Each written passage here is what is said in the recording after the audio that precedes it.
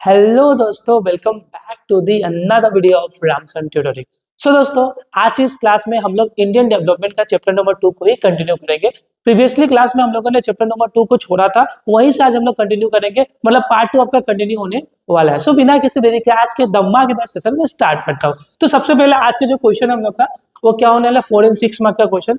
तो सबसे पहला जो क्वेश्चन होगा, discuss the goal of planning in India. मतलब हम लोग को जो इकोनॉमिक प्लानिंग किया गया था उसका गोल्स क्या था, ठीक है। तो जो भी प्लानिंग किया गया था उसका मेन गोल्स क्या था, उसके बारे में लोग डिस्कस करेंगे। ये आपके एग्जाम में 6 मार्क के लिए आ सकता है, इवन तो 3 मार्क्स के लिए भी आया हुआ है, ठीक है। तो हम लोग main goals of planning India follow पढ़ेंगे। तो सबसे पहला भैया गोल कौन सा था, इकोनॉमिक ग्रोथ। देखो, जो हम लोग का जो इकोनॉमिक प्लानिंग किया गया था, इकोनॉमिक प्लानिंग का पहला गोल था कि इकोनॉमिक ग्रोथ कराया जाए, ठीक है। तो देखो, जब हम लोग का देश में ब्रिटिश राज कर रहे थे तो हम लोग का इकोनॉमी क्या था, रुका हुआ था, स्टेगनेंट। हम लोग का इकोनॉमी बढ़ ही नहीं रहा, डेवलप ही नहीं हो रहा था। तो सबसे पहला जो गोल बनाया गया कि भाई इकोनॉमिक ग्रोथ करना जरूरी है। गवर्नमेंट ने सबसे पहले बोला कि इकोनॉमिक ग्रोथ किया जाए। अगर इकोनॉमिक ग्रोथ होगा तो ही देश का ग्रोथ होगा। तो इकोनॉमिक ग्रोथ का मतलब होता है देश का प्रोडक्टिव कैपेसिटी को बढ़ा दिया जाए, मतलब प्रोडक्शन कैपेसिटी को बढ़ा दिया जाए। अगर मान लीजिए कि प्रोडक्शन कैपेसिटी बढ़ता है तो देश का जीडीपी बढ़ता है, ठीक है। ग्रोथ डोमेस्टिक प्रोडक्ट बढ़ेगा, और जब ग्रोथ डोमेस्टिक प्रोडक्ट बढ़ेगा तो हम लोग का देश का जीडीपी बढ़ेगा, ठीक है। तो जब देश का जीडीपी बढ़ेगा तो इकोनॉमिक ग्रोथ ऐसे ही हो गया, तो उसी को हम लोग बोलते हैं इकोनॉमिक ग्रोथ, ठीक है। तो पहला गोल था प्लानिंग ऑफ इंडिया का क्या, कि इकोनॉमिक ग्रोथ किया जाए। इकोनॉमिक ग्रोथ कैसे होगा, देश का प्रोडक्शन कैपेसिटी को बढ़ाओ। जब देश का प्रोडक्शन कैपेसिटी बढ़ेगा तो देश का जीडीपी बढ़ेगा, देश का जीडीपी बढ़ेगा, मतलब इकोनॉमिक गोल पहला अचीव हो गया और इकोनॉमिक ग्रोथ भी अचीव हो गया। तो पहला ये था। फिर नेक्स्ट था, पढ़ लो अपना, during the colonial period India was the stagnant in nature. So the first and foremost objective economic planning is economic growth. Economic growth refers to the increase in the productive capacity of the economy. The basic criteria measuring of economic growth is the change in the level of GDP. मतलब economic growth करने का main reason ही था कि economic GDP को बढ़ाया जाए। GDP को बढ़ाएगा प्रोडक्शन कैपेसिटी को बढ़ा के, ठीक है। फिर नेक्स्ट है मॉडर्नाइजेशन। अब नेक्स्ट गोल क्या था, मॉडर्नाइजेशन लाओ। क्या लाओ, मॉडर्नाइजेशन। देखो, यहाँ पे मॉडर्नाइजेशन का मतलब समझाया ये गया है कि मॉडर्न टेक्नोलॉजी को तो लाना है, लाना है। मॉडर्न टेक्नोलॉजी को लाएंगे तो एग्रीकल्चर सेक्टर डेवलप होगा, साथ ही साथ इंडस्ट्रियल सेक्टर भी डेवलप होगा, न्यू न्यू मशीन आएगा तो न्यू न्यू प्रोडक्ट डेवलप होगा, तो हम लोग सेल्फ रिलायंट बनेंगे। तो ये इंडिया का मेन मोटो था। लेकिन यहाँ पे मॉडर्नाइजेशन का मतलब एक और बात समझाया गया है कि जो भी हम लोग पुरानी प्रथा फॉलो करते आ रहे थे, जैसे कि लड़कियों को एडुकेशन लिया, मतलब एडुकेशन नहीं मिल रहा था तो उसको हटाना, साथ ही साथ लड़कियों को चाइल्ड मतलब फिर बच्चों को चाइल्ड मैरिज का उस टाइम में प्रथा चला था कि बच्चे मतलब उनको जल्दी ही शादी करा देना। तो ये सब प्रथा को क्या करना, खत्म करना था। मतलब मीनिंगलेस रिचुअल्स जो भी चलते आ रहा था, उन सभी मीनिंगलेस रिचुअल्स को खत्म करना था। इसका मतलब मॉडर्नाइजेशन का मतलब यहाँ पे ये समझाया गया है, ठीक है। यहाँ पे लिखा ना, it refers to the both adoption of the modern technology in the process of growth and also put for change in the social outlook and Asian meaningless rituals. जैसे कि यहाँ पे आपको समझाया गया है कि girls are not allowed to take education. Girls को एडुकेशन लिए मतलब एडुकेशन नहीं मिल रहा था, एडुकेशन के लिए भेजा ही नहीं जा रहा था स्कूल्स में, ठीक है। और साथ ही साथ चाइल्ड मैरिज, बच्चों को जल्दी ही शादी करा देना, ये सब प्रथा को क्या करना, खत्म करना था। फिर नेक्स्ट क्या था, फुल एम्प्लॉयमेंट। अब देखो, फुल एम्प्लॉयमेंट का मतलब ये नहीं होता है कि अनएम्प्लॉयमेंट जीरो हो गया।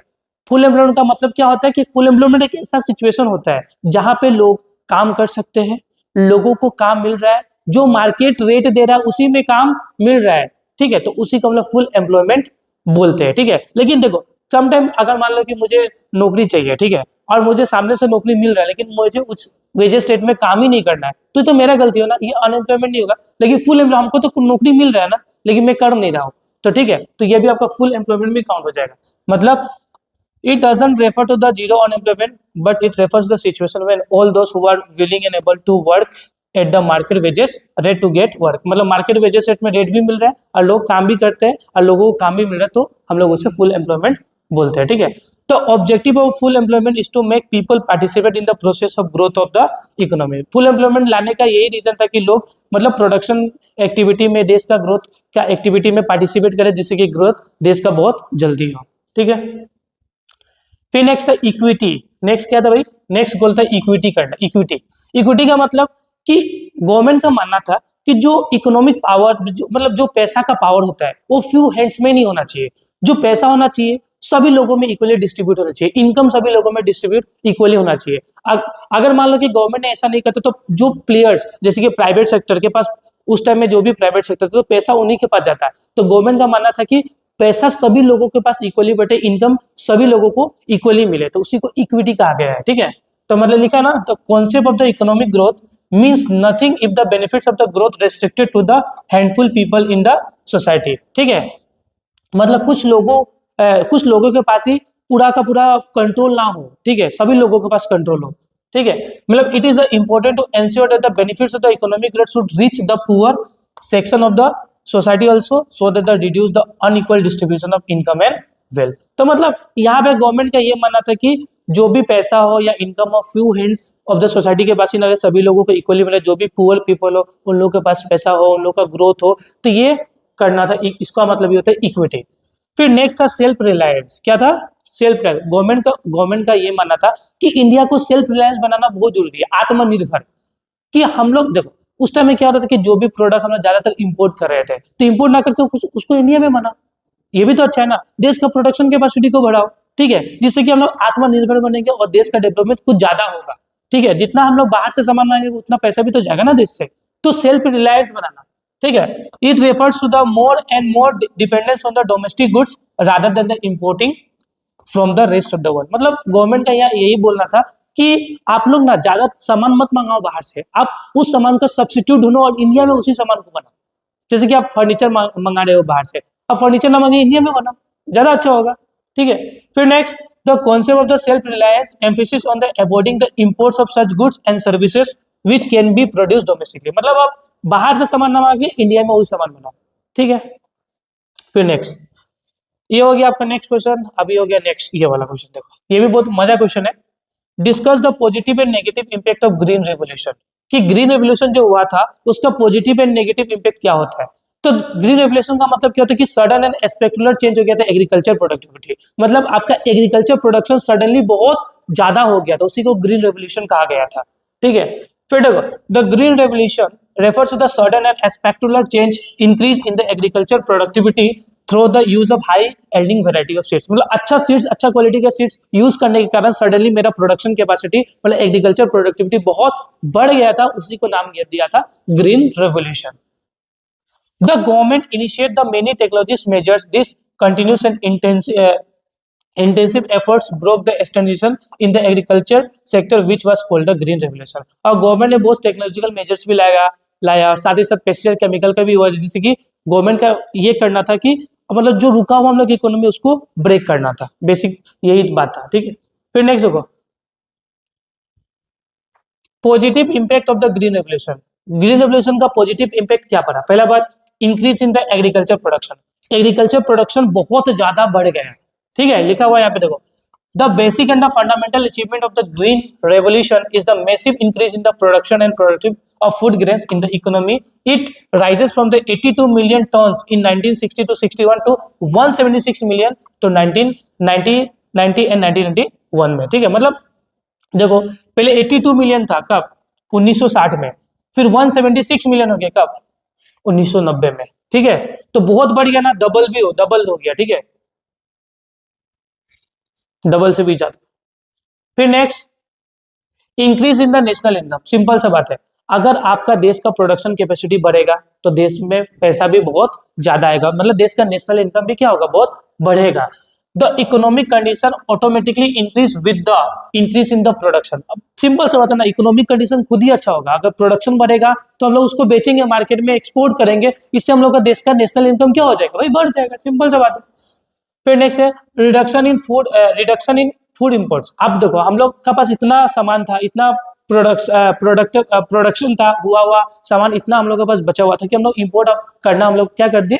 बंद कर दिया था। ठीक है, यहाँ पे लिखा हुआ देखो India reduce it's dependence on the food imports specially during the crisis and become the next exporter of the food grains. अब देखो इंडिया पहले फूड ग्रेन्स बाहर से मंगाता था, लेकिन इतना प्रोडक्शन होने के कारण इंडिया बाहर से मंगाना बंद कर दिया और अब उल्टा एक्सपोर्ट करना स्टार्ट कर दिया।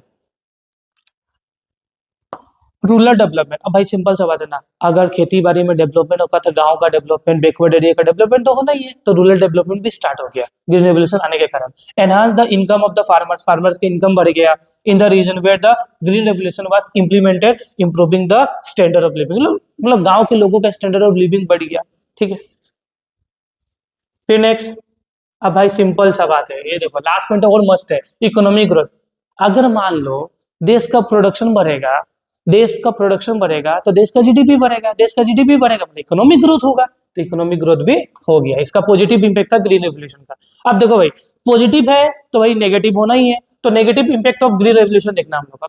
ठीक है, तो सबसे पहला बात, नेगेटिव इंपैक्ट पहला क्या, लिमिटेड क्रॉप्स होंगे। सिंपल सा बात सुनो, ग्रीन रेवोल्यूशन जो है ना भाई, वो हर फूड ग्रेन्स में नहीं आता, कुछ कुछ फूड ग्रेन्स में ही आया था, जैसे कि आपका राइस हो गया, व्हीट आएगा, इसी में आपका क्या आ गया था, ग्रीन रेवोल्यूशन आया था। लेकिन पल्सेस हो गया, वो सब में आया हुआ नहीं था, मतलब दूसरे फूड ग्रेन्स में आया नहीं, ओनली ग्रीन रेवोल्यूशन किस में आया, राइस में और व्हीट में ज्यादातर।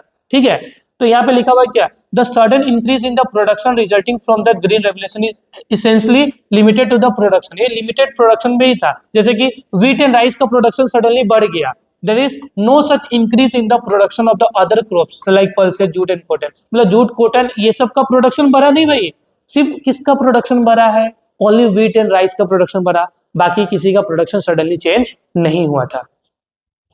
तो पहला बात, जो ग्रीन रेवोल्यूशन आया था वो लिमिटेड क्रॉप्स में आया था, हर तरीके के क्रॉप्स में आया नहीं था। Green revolution only wheat and आपका राइस में आया, लाइक पल्सेस, जूट, ऐसा कॉटन में सब में ग्रीन रेवोल्यूशन नहीं आया। अनइवन बेनिफिट, इसका बेनिफिट सबको नहीं हुआ, इसका बेनिफिट सबको नहीं हुआ था। The concept of using the HIB, high yielding variety of seeds and modern technology comes with the huge investment, where the majority of the farmers in India are small and marginal. पता ही है ना कि जो भी आप modern technology use करोगे या आप high yielding variety of seeds use करोगे तो उसमें इन्वेस्टमेंट ज्यादा लगता है, तब इन्वेस्टमेंट ज्यादा लगेगा तो जो बड़ा फार्मर होंगे तो वही वो इन्वेस्टमेंट कर सकते हैं। स्मॉल फार्मर, इंडिया में तो स्मॉल फार्मर बहुत ज्यादा था, तो स्मॉल फार्मर को तो इसका बेनिफिट नहीं हुआ, इसका बेनिफिट किसको मिला, बड़ा फार्मर्स को। तो अनइवन बेनिफिट, हर किसी को इसका बेनिफिट नहीं मिला, बड़ा फार्मर्स को इसका बेनिफिट मिला। फिर नेक्स्ट, सोइल डिग्रेडेशन। अब देखो, ठीक है, अब देखो इसमें देखो, अब जब आप केमिकल, पेस्टिसाइड, फर्टिलाइजर्स यूज करते हो तो इसका आपके सोइल का जो क्वालिटी होता है वो खराब हो जाता है, वाटर लेवल होता है ना, वाटर लेवल पूरा नीचे चला जाता है। ठीक है, तो ये सोइल को खराब कर दिया था। फिर लिखा ना, the intensive use of the pesticide and chemical fertiliser has a negative impact on the soil, the cultivation of wheat requires a large amount of water, fertiliser and pesticide, leading the alarming the ground water depletion and the soil degrade. मतलब आपका जो ground level, जब ज्यादातर आप chemical fertiliser use करोगे तो water level नीचे चला जाएगा। ठीक है, और आपका क्या होता है, सोइल में इसका नेगेटिव इंपैक्ट पड़ता है। फिर अनइवन स्प्रेड, अब ग्रीन रेवोल्यूशन जो हर स्टेट में नहीं आया था, ग्रीन रेवोल्यूशन कुछ कुछ स्टेट में ही आया था, हर स्टेट में इसका बेनिफिट नहीं मिला था। देखो यहाँ पे लिखा हुआ है, the concept of green revolution is not spread over the whole country, only few state like Punjab, Haryana, Tamil Nadu, Maharashtra and made a great impact, while the impact of the other state relatively insignificant. ठीक है, अब नेक्स्ट है right features of the industrial policy revolution और IPR. IPR का feature बताओ, 1956 में IPR जो आया था उसका फीचर्स बताओ। आईपीआर मैंने पहले भी बताया है, ठीक है, तो आईपीआर का फर्स्ट फीचर्स हम डिस्कस करेंगे हम लोग यहाँ पे। तो फर्स्ट आईपीआर का फीचर था 3 टायर क्लासिफिकेशन ऑफ इंडस्ट्रीज, मतलब आईपीआर में जो भी इंडस्ट्रीज था उसको 3 तरीके से डिवाइड कर दिया गया था। ठीक है, एक था शेड्यूल ए, शेड्यूल ए में कितना इंडस्ट्रीज था, 17, complete control of the public sector, इस पे शेड्यूल ए वाला जो कंपनीज थे ना उस पे टोटली कंट्रोल किसका था, गवर्नमेंट का था। इसमें 17 इंडस्ट्रीज थे और 17 का 17 इंडस्ट्रीज पे कंट्रोल किसका था, गवर्नमेंट का था। और शेड्यूल बी में 12 इंडस्ट्रीज है, ठीक है, और 12 इंडस्ट्रीज में देखो यहाँ पे those which could be established both private and public sector enterprise, however the role of the public sector is more dominant than the private sector। देखो जो ये 12 इंडस्ट्रीज आप लोग देख रहे हो, ये 12 इंडस्ट्रीज में public sector and government sector दोनों मिलके, मतलब sorry, public sector and private sector दोनों मिलके ही काम कर रहे थे, but basically dominance role public sector मतलब गवर्नमेंट का ही था, प्राइवेट का उतना रोल नहीं था। फिर लास्ट होता है शेड्यूल सी वाला इंडस्ट्रीज। शेड्यूल सी वाला इंडस्ट्रीज में जो भी प्राइवेट सेक्टर बिंदास स्टार्ट इंडस्ट्रीज कर सकता है, इसमें गवर्नमेंट का कोई कंट्रोल नहीं होगा, ये गवर्नमेंट ने बोला। तो remaining the industries which are not left to be left open for the private sector, मतलब जो रिमेनिंग इंडस्ट्रीज ये दोनों में ना आके और भी कोई भी इंडस्ट्रीज बच गया तो प्राइवेट सेक्टर उसको बिंदास स्टार्ट कर सकता है, कोई दिक्कत नहीं है। फिर नेक्स्ट फीचर था introduction of the industrial licensing. फिर देखो गवर्नमेंट ने बोला कि अगर आपका कोई भी इंडस्ट्री है पहले से चलते आ रहा है तो उसको आपको बड़ा करना है तो आपको लाइसेंस लेना पड़ेगा, और प्लस अगर आप सोच रहे हो कि हम नया इंडस्ट्री आप स्टार्ट करोगे उसके लिए भी आपको लाइसेंस लेना पड़ेगा, तो ये भी एक तो नेक्स्ट फीचर था। ठीक है, लाइसेंस एक रिटर्न डॉक्यूमेंट होता है जो गवर्नमेंट प्रोवाइड कराता है जो भी इंडस्ट्री स्टार्ट करेंगे उसको, ये था नेक्स्ट। फिर नेक्स्ट इंडस्ट्रियल कंसेशन, गवर्नमेंट ने बोला कि मैं इंडस्ट्रियल कंसेशन भी दूंगा तुम लोग। इंडस्ट्रियल कंसेशन बोले तो अगर आप लोग बैकवर्ड एरिया में अगर इंडस्ट्री स्टार्ट करते हो तो आपको इलेक्ट्रिसिटी छूट में, मतलब इलेक्ट्रिसिटी कम में मिलेगा, टैक्स उतना कम ज्यादा नहीं लगेगा, उसमें भी छूट मिलेगा, लेबर आपको सस्ता मिलेगा, ट्रांसपोर्ट फैसिलिटी आपको सस्ता मिलेगा, हर चीज में मैं सब्सिडी दूंगा, लोन्स आपको इजी वे में मिल जाएगा। तो ये होता है industrial concession. Incentives such as tax rebates, subsidized electricity tariff were offered to the private entrepreneurs for setting up the industry in the backward and rural areas of the country. The basic motive behind this policy is to promote the income equality. ठीक है, तो government ने private sector को बोला कि अगर आप इस तरीके से एरिया में बिजनेस या इंडस्ट्री स्टार्ट करते हो तो मैं आपको बहुत बेनिफिट दूंगा, और इसका मेन मोटिव था कि लोगों में इनकम इक्वालिटी बना रहे।